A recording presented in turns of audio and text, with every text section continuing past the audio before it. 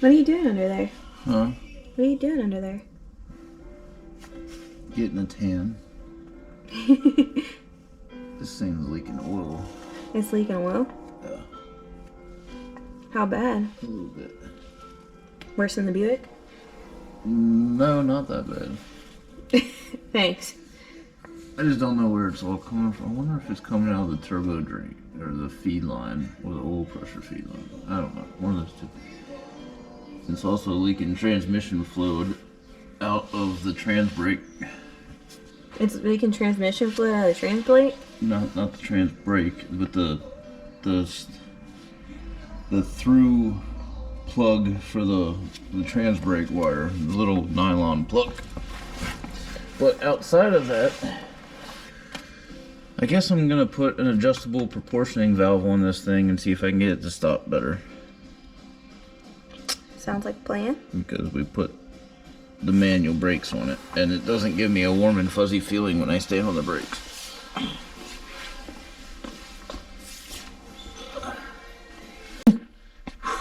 It's all bald, thanks. But replaced that stuff. Sorry.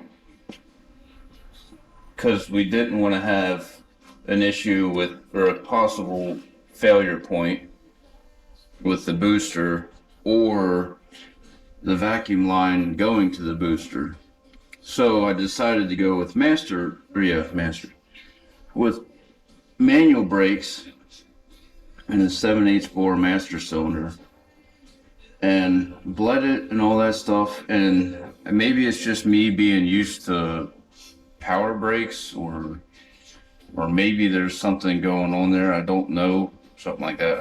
I don't know. I don't know what's going on with it, and I don't know, maybe that's just a manual brake thing. But, however, where we race, there's not much shutdown area, and pretty much our shutdown area is about another 1/8 mile, and then it is a banked curve with a guardrail going around the end of it. There is no runoff, there's no sand pit, there's no net. It's just trees behind that. So I don't want to find out the hard way that I don't have brakes in that scenario. So I want to get that addressed. If this doesn't work, then I'm buying a new master, new booster, and I've discovered that they actually make an AN fitting adapter for the LS intake, as well as an AN aluminum check valve adapter for your booster, so I can run the 6 AN line between the two. Kind of makes me feel a little bit better about the situation. Only because of running boost, because that line is then going to be pressurized. It won't pressurize the brake chamber for the vacuum booster, but it will pressurize that line. And it did not take much for me to pull this hose off the back of the intake. So it's kind of floppy too. I don't like that. But I would like to make this work because it's less components to have a problem with. So the other thing is that all of us drag racers do is we put skinny tires up front, and in a factory braking system, it's usually biased like 70% of your stopping power is up front and 30% is done in the back. But then we take and put skinny tires on there, so now our contact patch is a lot smaller, but it's still doing the same majority of the braking.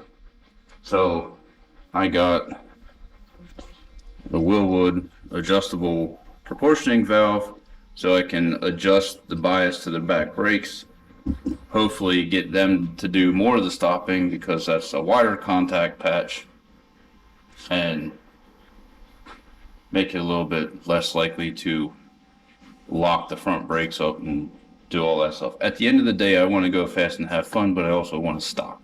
So, and this car isn't fast enough for a parachute, plus that's not going to do anything unless I'm doing over $150 anyhow. So that is today's game plan. So I'm going to crawl under here. I got to find a place to mount this thing first. and have access to it so I can adjust the knob. I was going to make a bracket up top here. I sort of have something that I might be able to work, but it depends on how spunky I'm feeling and whether I want to do any fabrication stuff today, or I'll just bolt this back in the factory location, which is down on the driver's side frame rail, and just say screw it and call it a day and run everything there. I do have brake line. I have some assortments of fittings.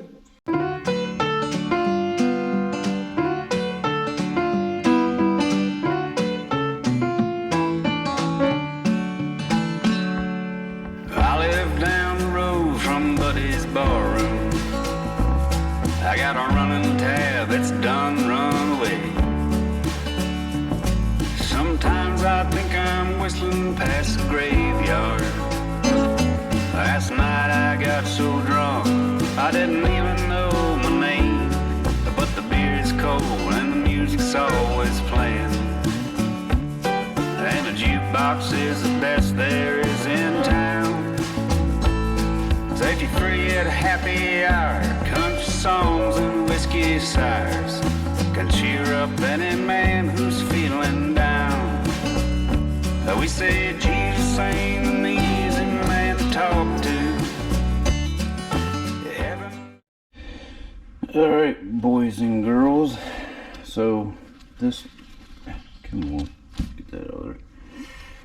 This is a stock GM proportioning valve, and supposedly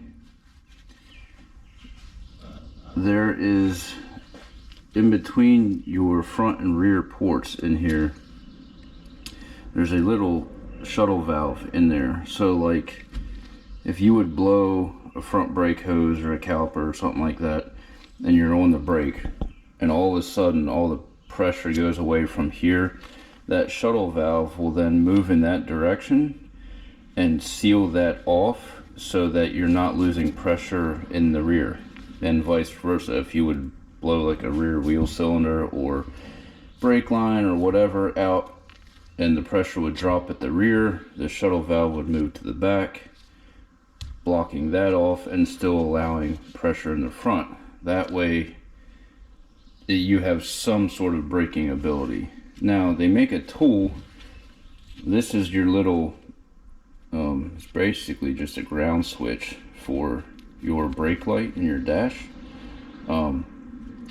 So you can take that out, and there's actually a little tool that you thread down in there. It's got a little pin on the bottom of it, and it will center that shuttle valve in here, so when you're trying to bleed your brakes, that you don't accidentally trip the shuttle valve one way or the other and inadvertently block off the flow, and it makes it almost impossible to bleed the brakes. In the event that, say, you've already done that and you have an idea which way the shuttle valve may be moved, it's probably going to be the side that you can't get to bleed. On the opposite side, have somebody like pump the brake pedal up, and let's say the front you're having problems getting to bleed, try having somebody stand on the brake pedal while you crack the rear open, and maybe you can get that shuttle valve to kind of move back.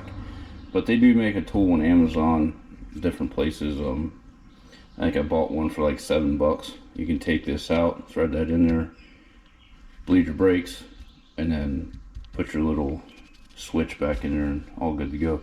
I am curious because at the time I didn't know that, and I want to take this out and see if that could have been part of the issue I was having. So that's what I'm going to do right now. So honestly, I can't tell. Let me see if I can prop this thing up here and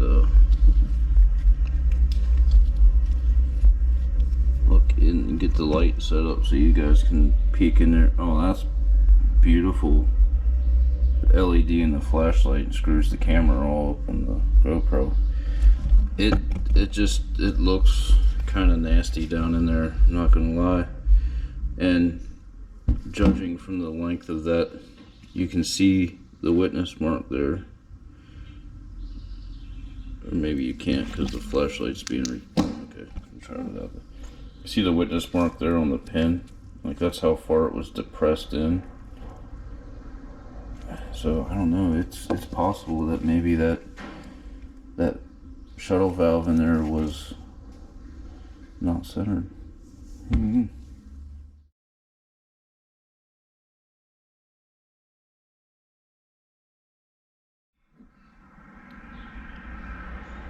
Today I'm gonna go back on this thing.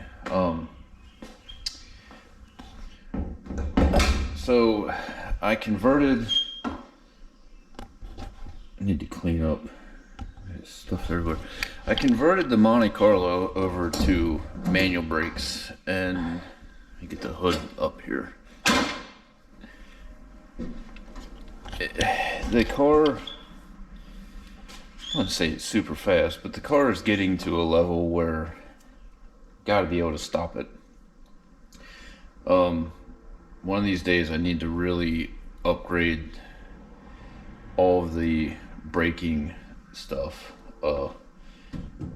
Do like a Willwood or a Strange or a TBM or something like that kit on it. The problem I have with that, at least I think I have to call some of these companies and check them out, but like your drag race brake packages, this car with me in it weighs 3560 with a half tank of fuel. So that's race weight. That's me in race gear, helmet, like everything, right, ready to go. 3560. It's a little chunky. So putting like a solid rotor, non-vented type drag race brake package on it, I don't know if that's feasible at the weight that it's running, or not. Like I said, I have to make some phone calls about that. But in the meantime, or if anybody out there in, YouTube land that's watching this video has any recommendations or can speak from experience, by all means, comment on the video. Where I'm at right now with it is I wanted to get away from the factory brake booster and master cylinder and hose, check valve, all that, to negate a failure possibility. I went to manual brakes. I'm not going to say what company I used, if it even is a company. It's an online store. Just type in G-body manual brake conversions and you'll see some of the stuff that comes up. I'll just say that this kit was about $200. It came with the firewall mount. Here, I'll show you. It came with the firewall mount. Came with basically it's a Dodge Shadow master cylinder. This is supposed to be a 7/8 bore master cylinder. Came with the rod and everything, and I do like the way the rod and everything is captured by the mount. It has a cup and stuff. There's no way for the push rod to actually come out of the master cylinder, which is a good thing. The problem I'm having is the car doesn't stop. I mean, I can get it to stop, but from 40 miles an hour, if I hit the brakes the first time, it takes it about, I'd say, a good 200 feet to stop, 150 foot, 200 feet to stop. I have bled, re-bled, triple bled this system from the master cylinder all the way back. I put a new proportioning valve on it, a Willwood adjustable proportioning valve on it. I've opened the valve all the way up to bleed the brakes. This thing won't even, if I jack the rear end up and push on the brake pedal, it won't even hold the rear tires with it just idling in gear. Okay, so there was in the instructions, it was talking about low drag calipers from back in the day where they machined the piston or the lip seal or something like that in there, that it takes up an extra volume of fluid to kind of get the piston to start to move, and that could cause an issue with the smaller bore or master cylinder. So I went out and I bought the calipers that are known to be non-low drag, put on it, still have the same issues. I cannot get this thing to stop and if I pump the brakes like 3-4 times, I can get enough pedal where it'll actually like try to lock up the front tires, but I don't want to be there. And I understand that with a manual brake system, the pedal feel is going to be different than with power brakes. However, this car is just, it's not working, and I think if I replaced everything, maybe put like an aftermarket disc brake setup up front matched with the recommended master cylinder. I don't know, it's got C-clip eliminators in the back, which kind of limits my options with rear disc conversions, but I don't have $2,000 to throw at brakes right now. So, but the car has done like 106, 107 in the eighth, and I can get it to stop with the factory stuff that works, you know. So what I've done is I think I'm gonna ditch this stuff. I will save this for a later day and time, but this is not working at the moment. Besides it not stopping, the damn caps always seem to leak fluid out the bottom of them for whatever reason, and that's just annoying, because brake fluid just eats everything. Pain in the ass. So what I'm going to do is, I had to get groceries.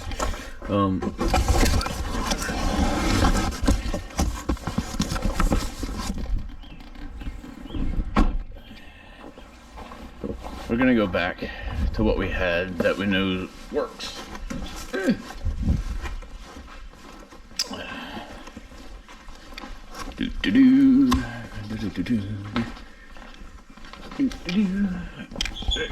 Come here, toolbox.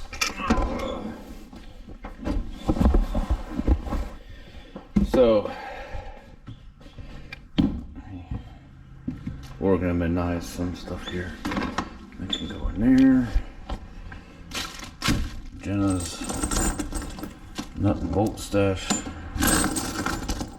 Need to get an organizer. Stuff one of these days. The nice thing about Tractor Supply is you can buy hardware by weight. So, like all this nice grade 8 stuff, I think she spent like $8 on everything. Good deal.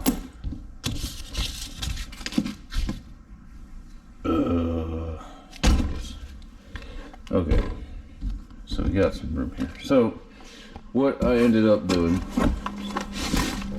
I got on good old Rock Auto's website, and we're gonna put a brand new factory AC Delco master cylinder on there, and a brand new AC Delco. Let me set you guys down here a second. A brand new Delco booster on it. So hopefully, now there's one thing to be said about new stuff, and that is new stands for never ever worked. But I have confidence in that the rubbers and seals in this and this are probably in better shape than that stuff over there, because that stuff over there I believe is still from 1985. Now, one of the things I did here, I had to get some adapter fittings because I already made up 3/16 brake line for that master cylinder, and I don't feel like redoing that. So I got some adapter fittings. The other thing I did is in the booster here. Now this is the old check valve. Well, it's not the old one, but this is the one that came with the master cylinder. This is plastic. My fear is that at some point, depending on boost levels that you run, I don't know if it would ever fail, but in the event that it does and this fails, now not only do I not have vacuum to this canister, but I'm also throwing boost pressure into this canister, which is probably not going to be a good thing when I go to try to stop. So the one in here is billet aluminum. It's from Earl's, and that's the part number there. I don't know if you can make that out,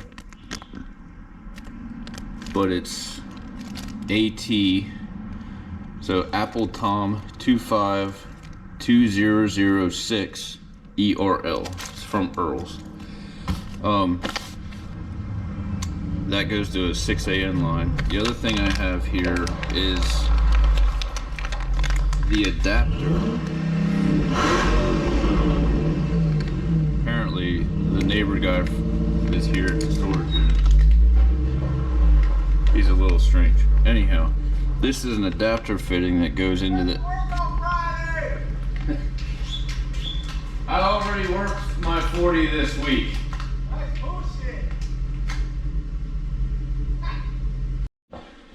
Alright, on this LS stuff, I don't know if I can do this one-handed, but you gotta push in on the little collar, and while you're pushing in on the little collar, try to pull out on the nipple. There it goes. Come on. And it looks like that. And then there's a little collar right here on the end of this thing. See it there? So you just push that in and then pull this out. And then this piece should replace that. But instead of a barbed end like you got here, which I just like drilled and tapped that and put a little plug in it, this here's 6AN, so that should just slide in the back there. I think I'm gonna put a little WD-40 on this thing, because I'm sure there's a rubber O-ring in the back of that intake fitting. You know what I mean? And then that should just push in the back there like that, and then give her a tug. Make sure she's locked in there. See, now you can see that color that you got to push in to release it. It's just like a quick connect fitting. But yeah, there's that. And I would make up a hose, but I think off of Jenna's car I may already have one. These are, that is kind of long. Oops. One of these two should fit. These are both 6AN.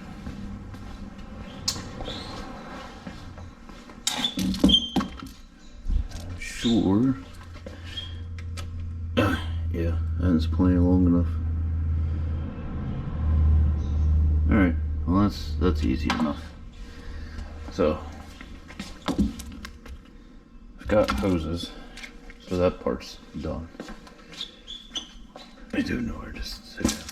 Okay, I'll sit down there. Got hoses.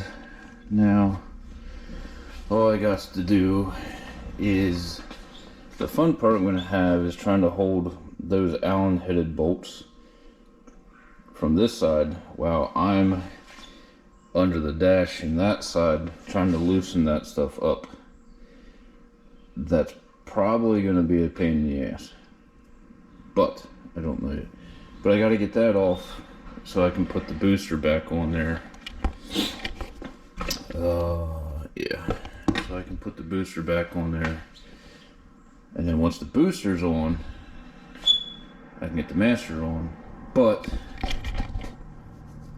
I also think I got to pull the pedal assembly out to get the rod off, because we had to put, there's a thing called leverage, and depending, and pedal to rod ratio.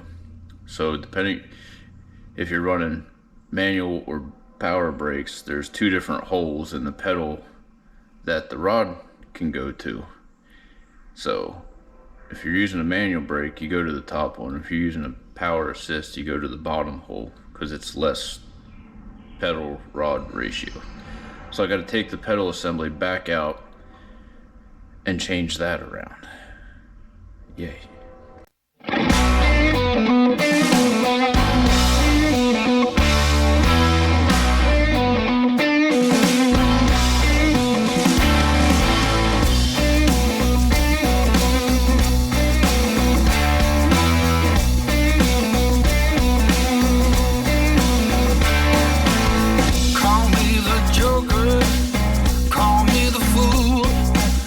She calls, I always seem to lose my cool.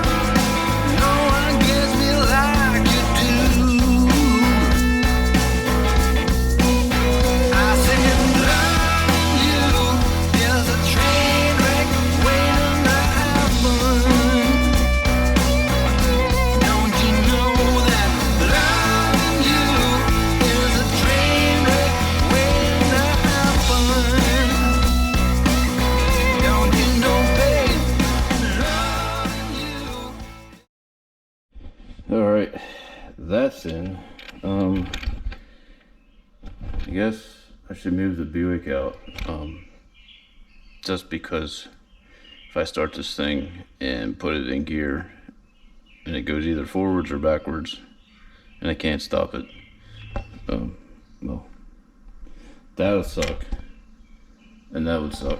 So that's done, and actually that didn't go as bad as I thought it would have.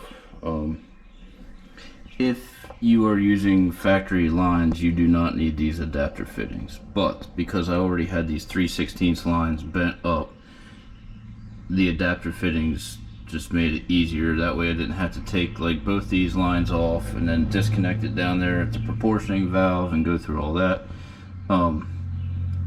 Everything just done right here, so that made it a lot easier. I should bleed these again. I don't think I have to go down to the wheels. If I just pump it up and crack these lines here, any air that's in this vicinity, air is going to try to work itself to the top. So usually you can get away with just bleeding it right here. And as you saw, we bench bled the master cylinder. So I did that. The pedal is actually pretty hard. I got my braided line hooked up here into the booster. So I guess the next order is to back the Buick out so we don't inadvertently run into anything that way or that way. So I'll get that fired up, back that out, and then we'll fire this thing up, make sure we don't have any leaks, and see if it actually stops compared to what it did.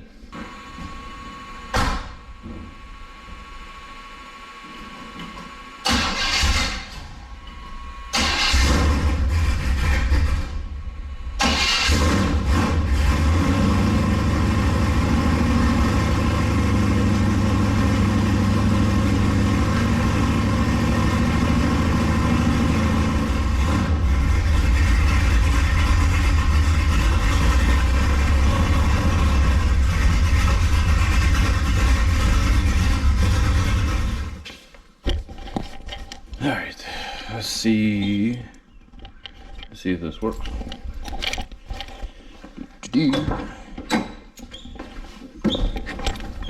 Oh. I mean, the pedal's like super hard, so it might have a little bit of air in it.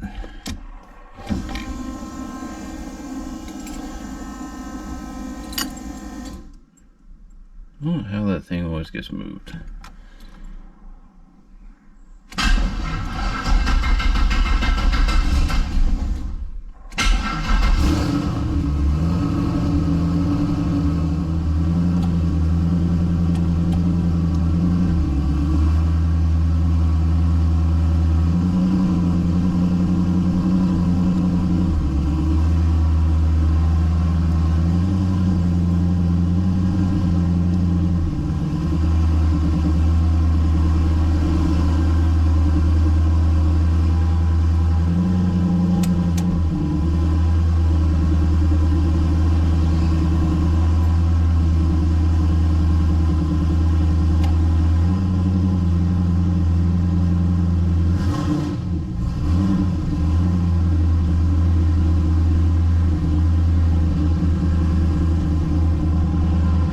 Definitely feels a lot better than it did, for sure.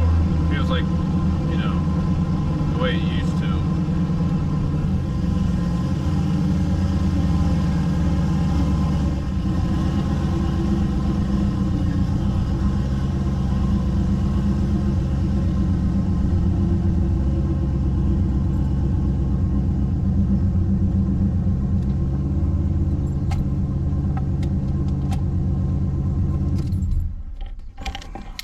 I guess the next thing is to test drive it.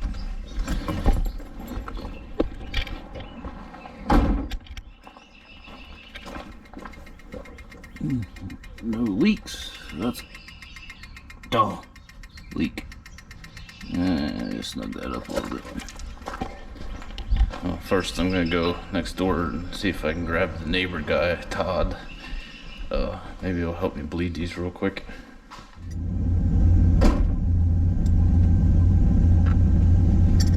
Alright. Hopefully you can hear me.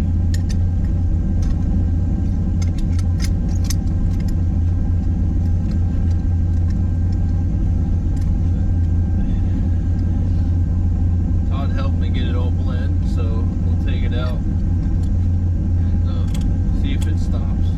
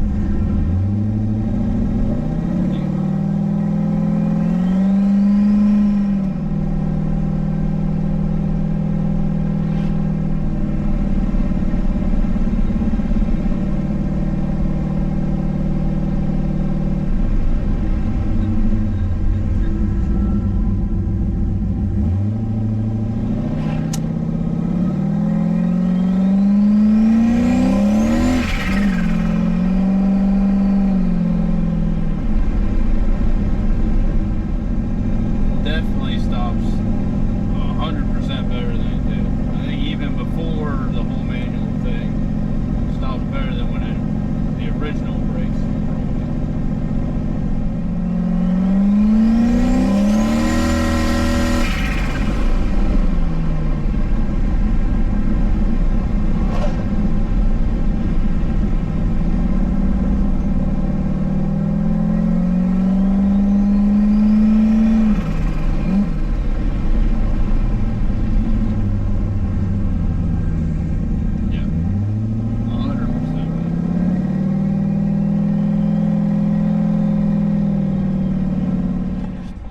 Well, that works a whole heck of a lot better than it did before.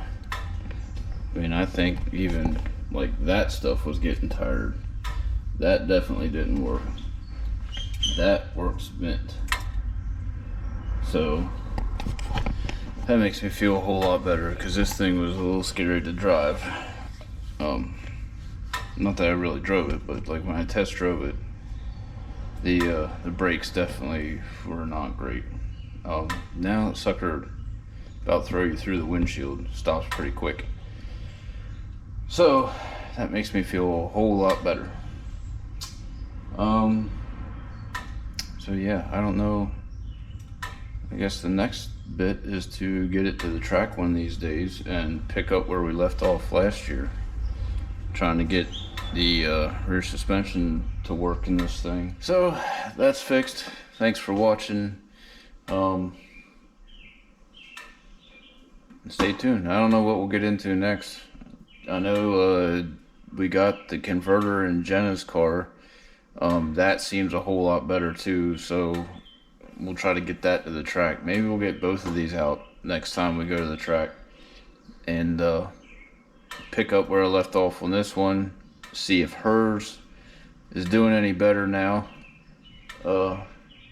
We tightened the converter up in it. The one that was in it flashed at like 4,500.